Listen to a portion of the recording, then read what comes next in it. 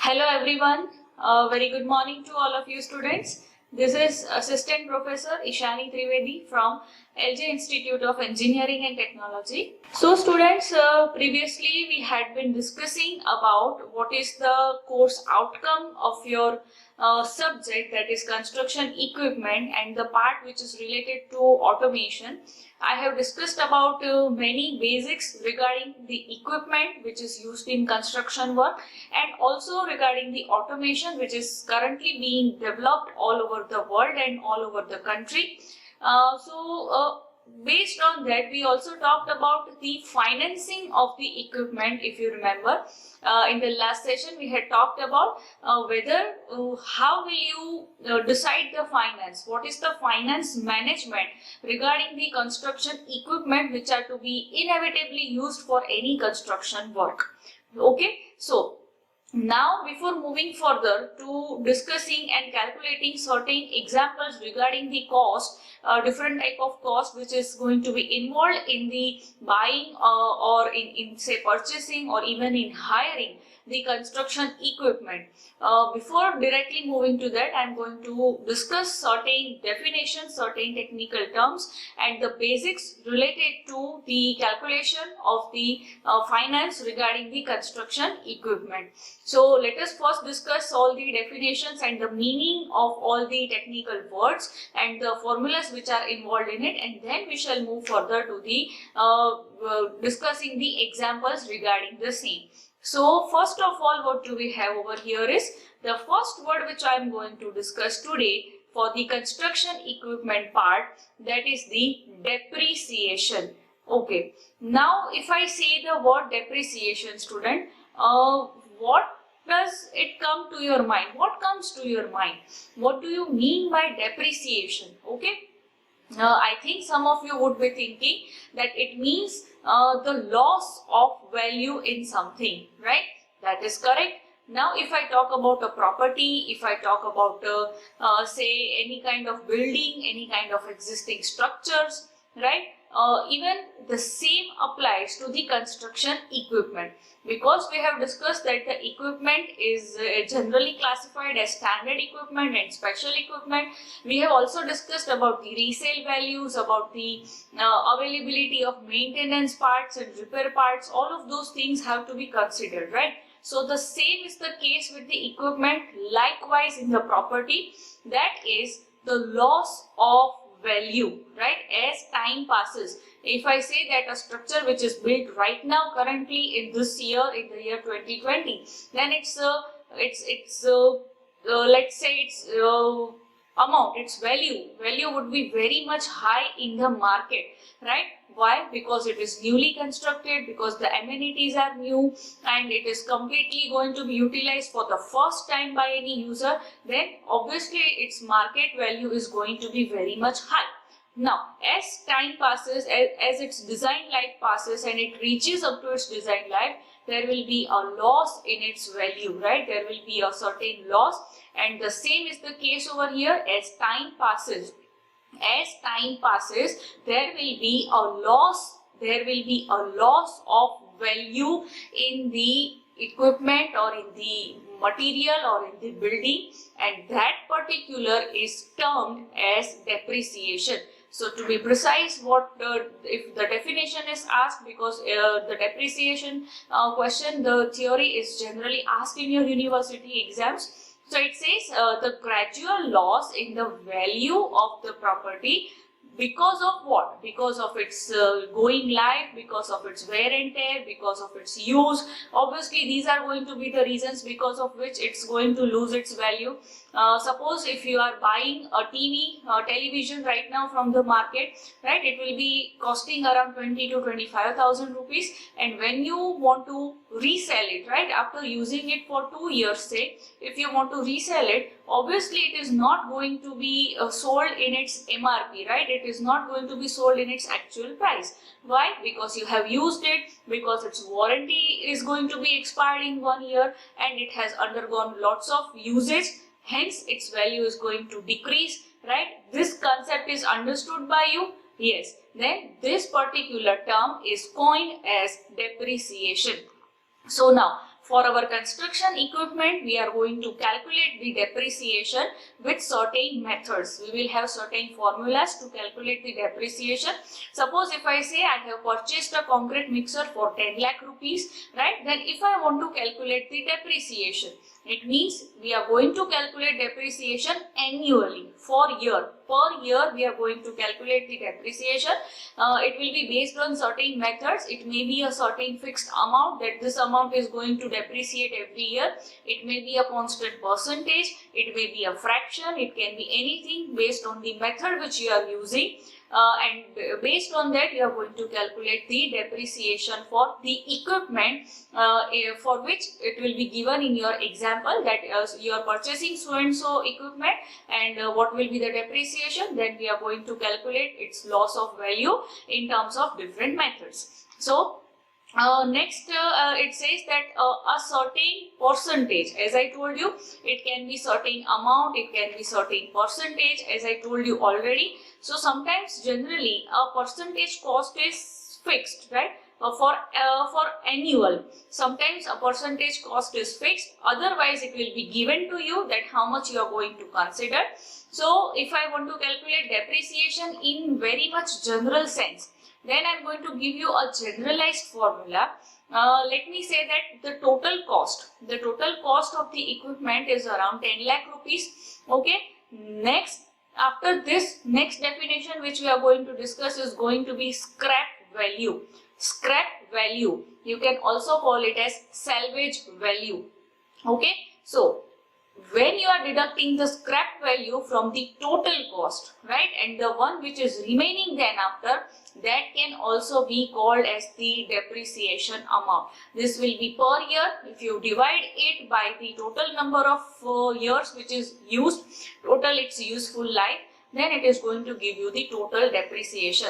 I think we will clear this more nicely in the example which we will solve. So for now we have to understand what is the concept regarding the depreciation and what are the methods. So the methods we have is straight line method, then we have constant percentage method, then we have sinking fund method, sum of years digits method, and the service output method. Out of which the first three is important for us. We have to discuss the same, and we are also going to calculate certain examples along with the specified methods in further sessions. Okay. Next what do we have is the second term which I already told you right now, which I mentioned, which we are going to discuss is scrap value, or known as salvage value. Now what is a scrap value? If I ask you the meaning of scrap, it means wastage, right? Scrap means wastage.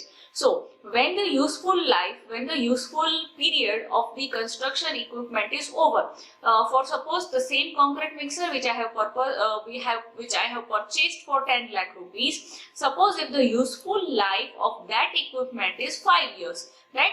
Then at the end of the 5 years, when I want to sell that equipment, because I have utilized it fully for 5 years, the requirement is now over. So what you will do is you will resell the concrete mixer. Now I had purchased it in 10 lakh rupees. Its useful life was 5 years. So after 5 years, when I am going to sell this equipment, because I no longer require it, there will be a certain fixed amount which is going to be given to you, right? Let me say, for example, where you give away your newspaper, right? You give away your newspaper at end of every 2 months, 3 months, or 6 months, whatever is gathered, right? And that goes in the rates of per kg. You may be getting 20 rupees, 25 rupees per kg for the utilized newspaper you have. That is the scrap value of the newspaper. Similarly, for any kind of equipment, when you want to resell it after its useful life, 10% of the total cost is always given to you by default as the scrap value, right? So for the concrete mixer, which is of 10 lakh rupees, 10% of that amount, that is your total cost, will be your scrap value at the end of useful life. It means that much amount you are always going to get in the form of scrap value. Rest amount will be calculated based on the terms and conditions which you have fixed with the manufacturer or with the dealer or with the person to whom you are selling it. So this is your scrap value, that is the value which is already lost, and the one which is remaining at last in the form of salvage, that is your scrap value. So it is usually taken as 10% of the total cost, that is your initial cost. Okay. Now third I am going to discuss is the investment cost. Third definition which we have is investment cost. Now students, the investment name itself says that the initial amount which you are going to invest when you are purchasing the equipment, right? If you are purchasing the equipment, then not just the initial cost, right? Not just the 10 lakh rupees of the concrete mixer, but you will also have other costs like the insurance, for the storage, for the transportation, the shipping charges, right? Or any other miscellaneous extra charges. There will be lots of costs involved when you are buying or purchasing an equipment. So the initial cost, right? The initial cost which we are going to deal with, initially how much amount I have to put for purchasing the equipment, considering all the parameters, that will be your investment cost. Now, investment cost is generally calculated, generally taken. This will be the amount which you will have to take out when you are purchasing, right? You will have to give it immediately when you are purchasing. So it is generally taken as 10 to 15% of the total average investment. It means if my total investment, average investment is going to be 50 lakh rupees, including everything, then in the initial stage you have to invest at least 10 to 15%, considering everything. That will be your amount. So now here we are going to have two formulas for calculating the investment cost. You can calculate it directly, including everything, all the parameters. We will have two conditions. Now, if the salvage value, if the scrap value of the equipment is decided that it is going to be 10%, or even sometimes the manufacturer may say that you will get the scrap value 20%, 25%, whatsoever, right? So if the scrap value is decided that you are definitely going to get back this much return as a scrap value, right? Then the case will be if S is not equal to 0. S means the scrap value. If it is not equal to 0, if it is decided that you are going to get scrap value, then we are going to use the formula for the average investment. What do we have? We have S into n minus 1 plus P into n plus 1 divided by 2n. Here S is going to be the salvage value because you are getting some salvage value. That is why this formula is utilized. N will be the useful life. P will be the initial cost which you have to give for buying the equipment, and this is how you will get the average initial investment cost. And if the salvage value is equal to 0, it means that once you are buying the equipment, you are not going to get any scrap value or salvage value at the end of its useful life. Then the formula 1 plus n divided by 2n multiplied by p, that is the initial cost, will be used. Next term we have is maintenance and repair cost. Now, what is maintenance? I think you know what is maintenance. It sometimes happens that some of the parts may stop working. Sometimes oiling is to be required in certain engine run equipment. So this will be your maintenance and repair cost. This will come whenever it is necessary. It has to be performed. It is inevitable. So it depends upon the quality and quantity of the work. That is but obvious, and it is taken as 10% of the annual depreciation. Right? We talked about depreciation already. If I have calculated the depreciation amount per year, for 1 year if I have calculated, then 10% of that value will be considered as the maintenance and repair cost that has to be borne every year for the equipment. Next term what do we have is operating cost. See students, I am discussing over here the cost of owning and operating. This is to be discussed when you are purchasing the equipment, right? If you are purchasing the equipment, it means you are owning the equipment and you also have to run it. So all these costs are to be discussed and then they are to be calculated as cost of owning and operating the equipment. Next we have is operating cost. Now, operating cost is going to include many parameters because when you operate the equipment, there will be lots of processes involved in it. Okay, so first we have is repair charges. I think maintenance and repair charges is going to include this. So we have repair charges. that is taken as the certain percentage of the total cost of the machine, right? If major repairs are to be required, then you will have to fix certain percentage of amount as the initial cost of the machine. Next we have is depreciation on tires and tubes. If you are using tire mounted equipment, that is your bulldozer or scraper or cranes or whatsoever, then the cost of replacing the tires and tubes will have to be faced. Next we have is labor charges. This is I think you know about the labor charges already, that we have to pay to the laborers. Allowances and wages have to be given along with their staying purposes, right? You have to give tents for them to stay, that has to be included. Next, for the equipment, for the engine, we will have fuel charges. So for fuel charges, we will have to calculate the amount of diesel and petrol, whatever run it is, right?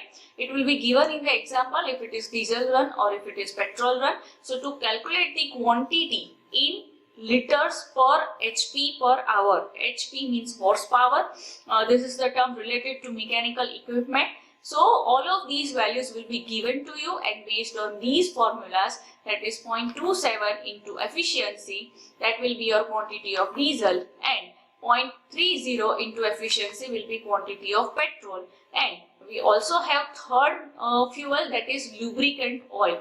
Generally in the cranks of the machines and the piston, oiling may be required. So cost of the lubricating oil will be equal to HP, that is horsepower, into efficiency into 0.0027 divided by 0.074 plus C upon 5T. C will be the total cost and T will be the number of amount of time when the oil has to be changed, right? Number of hours after which, that will be your time cycle, after which your oil has to be changed. We have to change the oil periodically, that will be your T.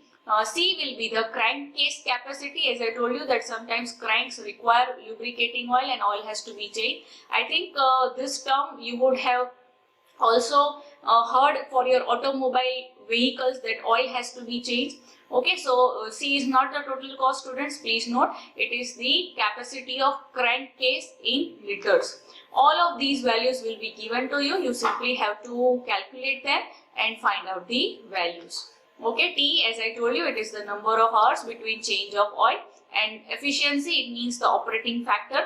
It will be generally 0.6, it will be assumed, and if it is given in data, then you have to take that value.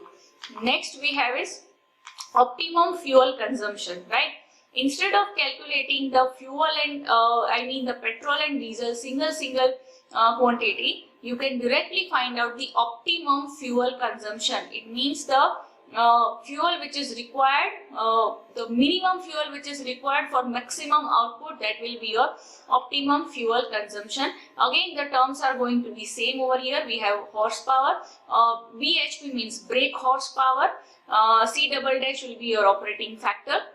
All of these values will be given. We will utilize all of these formula in the example.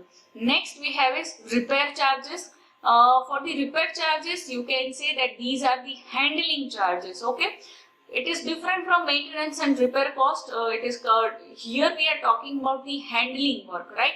About bringing the equipment to the site, to transport it, to ship it, right? To transport it from one site to another. This will be your handling charge. Next we have is downtime cost. Now downtime cost means the amount which is to be borne by the company when the equipment is not working, right? There will be time that when it undergoes maintenance and repair, that period of time the machine will not be working. It means it will not be giving any kind of output, and for that period your cost will be applied to you. If the cost, the amount which you are spending, your spending is not going to stop. So that is the period of time when your machine has stopped working. That cost which has to be borne by you in the form of a loss, that is your downtime cost. Next we have is obsolescence. Now what is obsolescence? It means whenever a technology overcomes an existing technology, right? Suppose if we had manual concrete mixers at first, Now we have automatic concrete mixers. It means the technology has overcome the existing one, and hence the old technology, the traditional technology, becomes useless, right? It means it becomes obsolete. The word is obsolete. When the technology becomes obsolete, when it becomes outdated and it gets replaced by new technique and new technology, then that loss which has to be borne by you, that cost is known as obsolescence cost, and the particular term used for it is obsolete. Next we have is replacement cost.